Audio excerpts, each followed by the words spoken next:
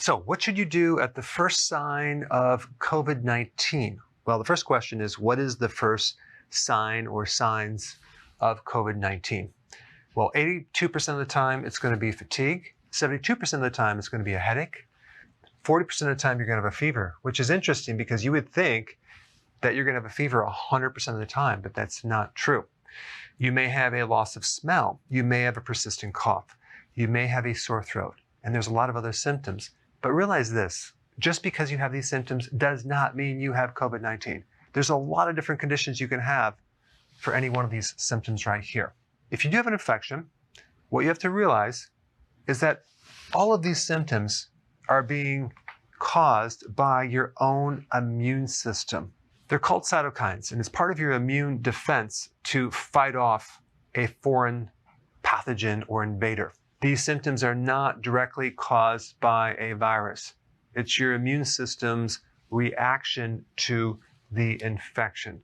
So the goal should be to support your own immune system to decrease the duration of the immune cycle, to increase the recovery, and to decrease the symptoms, which really is the collateral damage that's done in the attacking of this virus.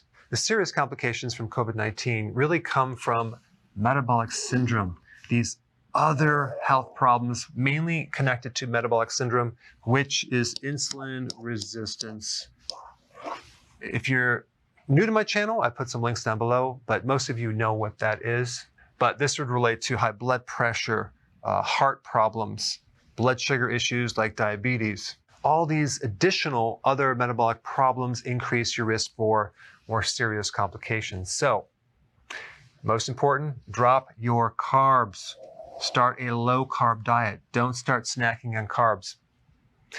Number 2, start fasting as much as you can. Intermittent fasting is going to be really, really important because you're going to directly strengthen your immune system. All sorts of magical things happen with your immune system when you fast. You increase your stem cells, your immune system fights harder, it becomes tougher and more efficient. So these two things are probably the most important things to do. All right, next most important thing, start taking vitamin D3 immediately, 30,000 IUs. You may even want to take a little more. But the point is that when you take vitamin D3, you are directly addressing inflammation. You're dropping inflammation, and that is going to speed things up real nicely. Also, you're supporting all sorts of specific immune cells, which I've talked about in other videos.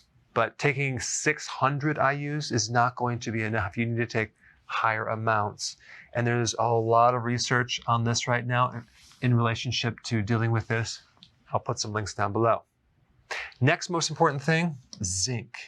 Zinc is involved in hundreds of biochemical reactions, especially with your immune system.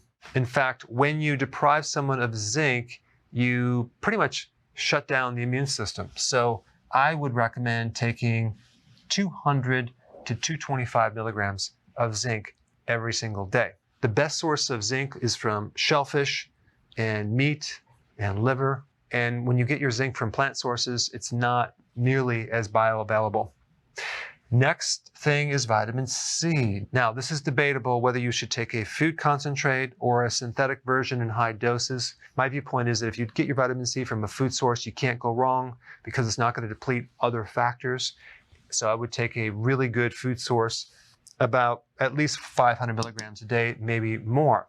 Now, if you're adamant about taking high doses of ascorbic acid, just make sure it's non-GMO because most vitamin C is made from corn starch and sulfuric acid.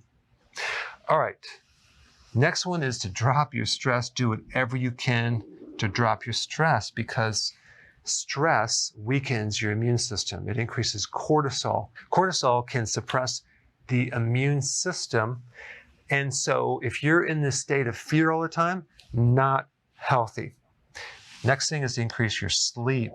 Get more sleep. That's when your body is repairing. That's when your immune system really can rejuvenate. And the last thing I would recommend is to start heating up your body. That means frequent hot showers or taking a hot bath, or when you go to bed, turn up the heat and wear your clothes and actually sweat through the night. That will increase your temperature and mimic a fever and help speed up the recovery of this infection. Thanks for watching.